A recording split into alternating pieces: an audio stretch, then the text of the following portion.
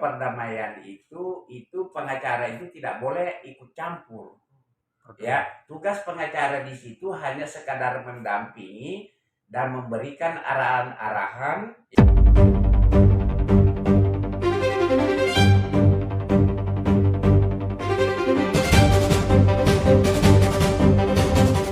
Pertama-tama ya, namanya itu kan agendanya itu kan perdamaian ya, mediasi ya.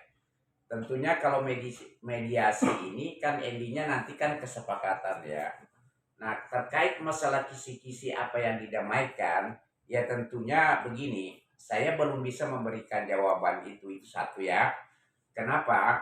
Karena sebenarnya kalau perdamaian itu pengacara itu tidak boleh ikut campur. Ya, tugas pengacara di situ hanya sekadar mendampingi dan memberikan arahan-arahan ya sesuai dengan aturan hukum yang berlaku ya di situ. Jadi kalau masalah perdamaian itu sebenarnya itu kan diatur dengan Perma ya nomor 1 tahun 2016 bahwa sebenarnya dalam perdamaian itu sebagaimana dimaksud di dalam pasal 6, maka para pihak itu wajib datang. Tidak boleh diwakili kecuali ada 4 hal ya. 1, kalau dia sakit ya kan, ataukah dibawa pengampuan ya kan. Nah, kemudian ketiga dia berada di luar negeri ya, bukan bertempat tinggal di luar negeri, apakah dia misalnya pokoknya berada di luar negeri lah ya, apakah dia jalan-jalan atau apakah. Nah, keempat itu menjalankan tugas negara, tapi sepanjang itu pengecualian itu tidak ada ya, maka para pihak itu wajib datang.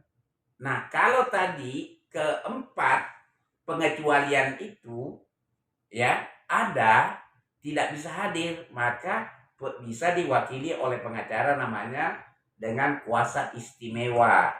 Apa istimewanya di situ? Bahwa di dalam surat kuasa itu ada klausal yang menyatakan bahwa pengacara ini bisa mengambil keputusan. Ya. Jadi kembali lagi, mohon maaf kalau masalah kisi-kisi itu sebenarnya ini kan juga karena memang di situ yang punya hak penuh untuk berdamai itu adalah para pihak, tentunya nanti kisi-kisinya juga akan disampaikan di kita dan akan dibuat sendiri nih kita ya. Kecuali kalau nih kita minta pendapat sama kita, baru kita bisa kasih masukan saja sesuai dengan tugas dan fungsi pengacara di dalam perdamaian itu. Seperti itu ya. Terus kemudian yang menjadi dasar dari Niki untuk mengajukan proposal itu apa Bang? Kenapa tidak fight di pengadilan aja atau gimana? Oh iya begini, karena itu perdata. Kalau perdata itu memang syarat utamanya itu haruslah melalui namanya mediasi. Ya, mungkin pertimbangannya begini, bahwa persoalan kalau perdata itu bagaimana caranya supaya sengketa itu bisa diselesaikan secara musyawarah mufakat.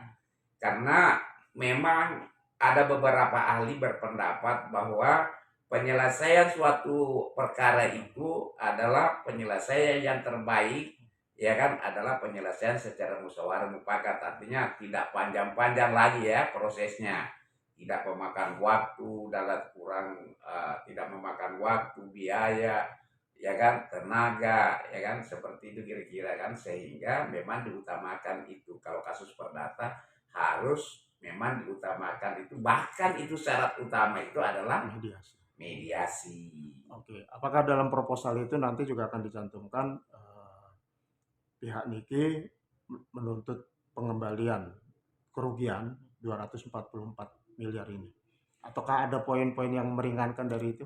Begini, itu kan sebenarnya namanya berdamai, itu kan tidak harus sesuai dengan apa yang diminta dalam gugatan. Kalau itu berarti bukan berdamai namanya. Misalnya dia nuntut misalnya 224 miliar ya, itu juga diminta, berarti tidak berdamai dong itu namanya ya kan. Artinya kita mencari mungkin. Nah, inilah pentingnya pengacara nanti. Kalau misalnya Niki minta, oh saya mau minta sekian, oh jangan, tidak berdamai dong namanya itu ya kan. Kamu ajukan saja gini, misalnya saya ajukanlah misalnya 10.000, nanti dari sana nanti kan dijawab tuh, Iya. oh saya mampunya misalnya 5.000. Nah dijawab lagi Niki misalnya, oh ya sudah nggak apa-apa deh 5.000 aja lah, kita berdamai, kan selesai ya.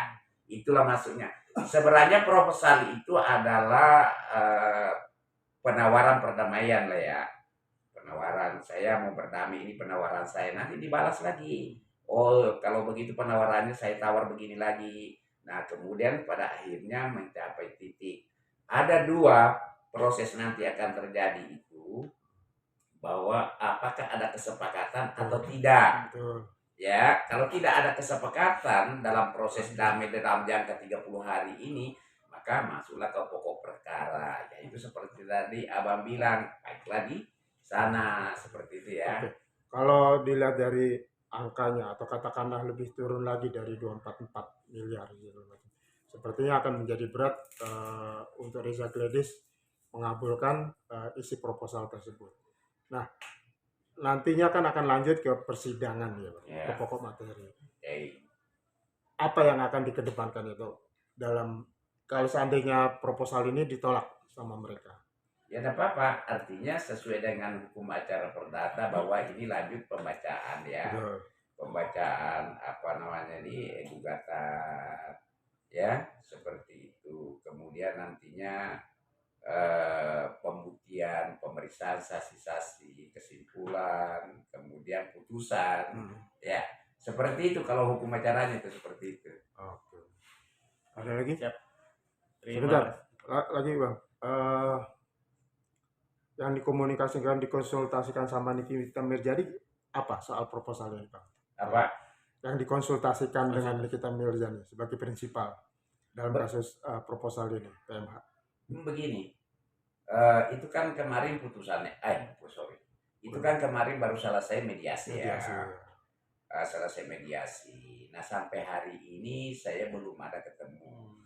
Karena kenapa? Kami juga tidak super aktif di situ karena memang dalam mediasi ini itu kan kewenangan penuh para pihak ya. Kecuali tadi kalau dia minta pandangan dari kita, ya, diminta pandangan pengacara, Pak pengacara, misalnya saya lo mau minta sekian, apa pandangannya, apa pendapatnya, tentunya kita berikan masukan ya.